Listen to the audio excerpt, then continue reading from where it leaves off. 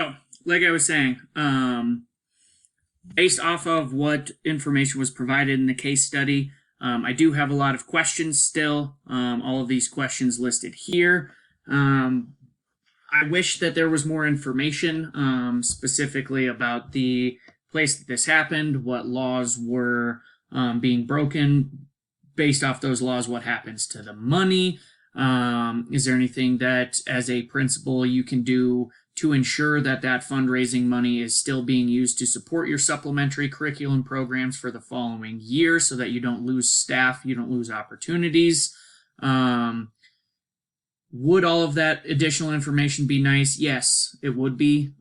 Do I have enough information to make a decision on what I would do moving forward? Yes, I do believe that I do. So here's what I came up with. 3 options for what I would do following this situation. Number 1, do nothing. Allow Mr. Bailey to take all responsibility for the fundraiser, keep the money if possible, and try to just put this unfortunate situation in the past. I would probably elect a new president for the foundation and continue to fundraise and offer the building to the community. So essentially just call it what it is. It was a, poor communication, bad idea, didn't really work out. Keeping the money, letting Mr. Barely go because of his actions, and clearly he might have a little bit of blinders on based off the fact that he really just wants to beat that parent from that other elementary school. Option 1. Option 2 is what I call the reset approach. So as a principal, I would take responsibility for the lack of oversight on the fundraiser. Essentially when you're in charge of a school, you're in charge of the funding. When you're working with a foundation like that works directly by the school, by parents in the community for supporting your school's curriculum, you kind of have to have a little bit more involvement in what their plans are for fundraising to ensure that you don't accidentally end up illegally raising funds, like is exactly what happened in this situation. So start by taking responsibility for the lack of oversight, because ultimately it's kind of your bad anyways. Unfortunately, I think to really just clear yourself of everything, you have to return the money, and you have to temporarily halt all operations by the foundation. Clearly, there weren't enough set of checks and balances, internal controls, oversight to prevent these kinds of things from happening. So with the foundation, you would need to review all fundraising policies, laws, and procedures. I would like to transform that president position into a committee position, just to involve more stakeholders in the fundraising process for checks and balances. Make sure that all of these laws, policies, and procedures are followed. Everyone on the committee is trained. Everyone's all well informed on all of the policy, district level, school level, state level, federal, do the whole thing. And then once you have kind of reset, then you can start fresh, move forward for the future. Option 3 would be the funding restructure approach. That would involve cutting ties with the foundation and ensuring that the school is not legally responsible for the actions of the foundation. I would use this incident to leverage the superintendents to create a better funding model that will benefit all the schools in the district, and basically eliminate the need for a foundation by figuring out a way for the district funding to be allocated in a different way so that it can still keep and support some of the supplementary curriculum opportunities, and make it so that we're not as reliant on a foundation for assistance. So to evaluate the options for option 1, doing nothing, the pros: it absolves the school of responsibility for the legal actions of the foundation. There's a possibility that you're able to keep the money raised and continue to support the supplementary curriculum programs at the school. So there's a couple positives. The cons: it shows a lack of leadership on the part of the principal. Essentially, you should be double checking and making sure that they're not going to get themselves into an illegal situation. He didn't bother doing that. They got themselves into an illegal situation, and you're basically just saying, not my problem. It does not demonstrate the commitments necessary to improve management. All mistakes have the opportunity to just be a learning opportunity as long as you learn something and change from it. So you take this as a good learning opportunity, a way of saying like, okay, wow, we didn't really have the systems in place that we thought that we did to prevent something like this. Let's re-examine, let's go back, let's fix. It more just says like, well, whatever, probably won't happen again. The parent community might also be hesitant to be involved in future fundraising after this action, especially if you're just going to let Mr. Barely take the fall and you're not going to step in, you're not going to do anything. If I was a parent in that situation, I would be hesitant to work with that school or that principal again, because who knows when you're going to get thrown under the bus for something that maybe you were not even provided the information on in the first place. So option 2, for the reset approach, the pros, it demonstrates the capacity to promote the future success and well-being of stakeholders by applying laws, policies, and regulations. By creating that committee, you are involving more stakeholders actively in the process of fundraising and the decision-making process. And then by training them on laws, policies, and regulations, you're creating more internal controls because more people are going to be up to speed, more well-informed. It's going to help to avoid similar situations in the future. It involves the most stakeholders by creating a committee to run the foundation instead of allowing one person too much power or influence, and it demonstrates the commitments necessary to improve management and school-level governance. The cons is you will lose funding and the proceeds from the fundraiser and may not be able to offer supplementary curriculum programs for the students. Whether that's a permanent or a temporary thing. Hopefully temporary is the situation, but it would be tough to continue to offer those without any sort of delay. And then pros and cons of option 3, the funding restructure approach, is that it could create the opportunity for an improvement in the funding formula to provide a more consistent and reliable source of funding for supplementary curriculum programs. It allows for the control of the budget and funding to be done at the school level to minimize potential for future incidents.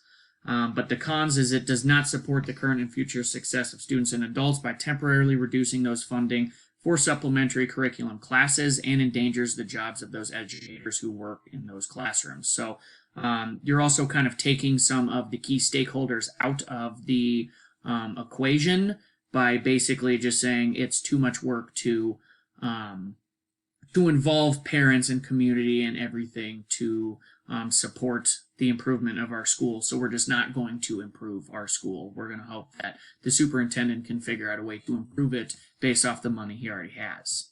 It's not fantastic.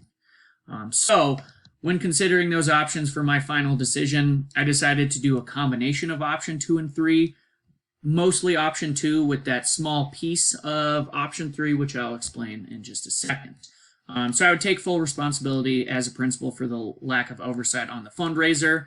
I would return the money and halt all operations by the foundation, review all fundraising policies, laws, procedures with the foundation, transform that president position into a committee position and involve more stakeholders in the fundraising process for checks and balances. And then additionally, I would use this incident as a starting point to lobby the superintendent to change the way the money is allocated to make schools less reliant on the foundations. So you can still have the foundation input, and then that funding can just help to support and improve those programs, but you're not like literally like banking on the foundation providing the money for these programs. That's a lot of eggs in one basket. So to implement my decision, I would meet with the superintendent to discuss the incident and accept responsibility for the lack of oversight on the fundraising situation, and seek approval to continue working with the foundation under new guidelines of checks and balances that I will discuss in a second. I would meet with Mr. Barely to inform him that he's being relieved of duty as president of the foundation.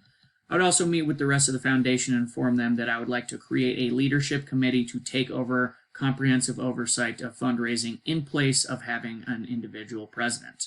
The committee members I would be looking for would consist of a parent, a legal representative, whether that's like somebody who works legal on retainer for the school district, whether that's just like an independently practicing lawyer in the community. Maybe it's another parent of a current student who is looking to get some of their pro bono hours in, somebody who can represent the legal side, just to make sure that we're not overlooking any sort of individual laws in the future.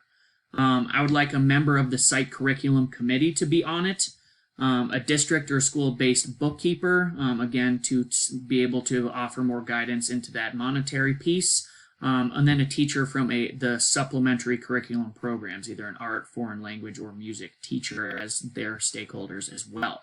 I think with that diverse group of individuals, you're kind of covering all your bases as far as having one representative from each of the different stakeholder categories, to make sure that all interests are involved. I would allow time to fill positions through either volunteer or nominations. Once the committee has been established, I would allow time to create roles, responsibilities for all the members, discuss group norms, create a new code of conduct for the operations of this reimagined foundation. Essentially, take it all the way back to step 0, start again. I would require that the committee attend and complete a comprehensive fundraiser training program put on by the Colorado Department of Education in order to ensure that all applicable laws, policies, and everything are followed in future fundraisers, and allow the foundation to begin operations again once the trainings are complete. I would end by meeting with the superintendent to review and discuss the funding disbursement, to begin the conversations for improving that formula for dispersing funds, to at least get a little bit of consistent support for the supplementary program so we're not 100% reliant on the success of this foundation. Additional information and potential issues for this decision: who needs to be consulted before and during the implementation of this plan. To successfully implement this plan, I would need to have active and open communication with the district superintendent, the foundation members, the teachers of supplementary curriculum programs, Mr. Bailey, and the community as a whole to ensure that this issue is being actively addressed and improved and not just swept under the rug. It might restore faith in the school, the foundation, and everything if the community and everyone who was upsetted by the situation sees that there are actual changes that are taking place, checks and balances, controls being put into place that will ensure that nothing like this ever happens again. That's a good first step to rebuilding trust. My perceived potential problems with the implementation of this plan is mostly just having trouble finding volunteers for the creating of the foundation committee to pick up the pieces. So if I have troubles with that, I would try to incentivize individuals to volunteer to fill positions, offering flexible meeting times, providing food and beverages, things like that, just small incentives that I could think of to try to incentivize people to involve themselves and volunteer for positions. I would have to remind all stakeholders of the value and the need for the foundation based off of the programs that it provides. And then if necessary, I would appoint people to positions, especially if they are district employees. I want to try to avoid this to make the committee more authentic feeling, but if I need to, I will, at least to start. And then if I'm having a real hard time filling something, I will fill open positions personally to oversee it if necessary. So just to wrap things up here for the standard integration and reflection, during the course of completing this assignment, I was able to apply my knowledge and the information learned in this course to handle and resolve a budget debacle. I demonstrated that I understand and can promote the current and future success and well-being of each student and adult by applying the commitments necessary to improve management, school-level governance, and operations systems to create and improve an equitable school resource plan that is rooted in laws, policies, and regulations. By doing this, I have demonstrated that I can advocate for a data-informed plan that supports school improvement and student development. School funding is a critical component of school success and adult and student well-being. As a building leader, you must have a sound set of internal controls with anything fund-related to ensure that they are not mishandled or, in this case, obtained from illegal sources. Protecting your funding and where it comes from is crucial to ensuring that all stakeholders are being given the best possible education or experience from your school. Thanks for watching my presentation.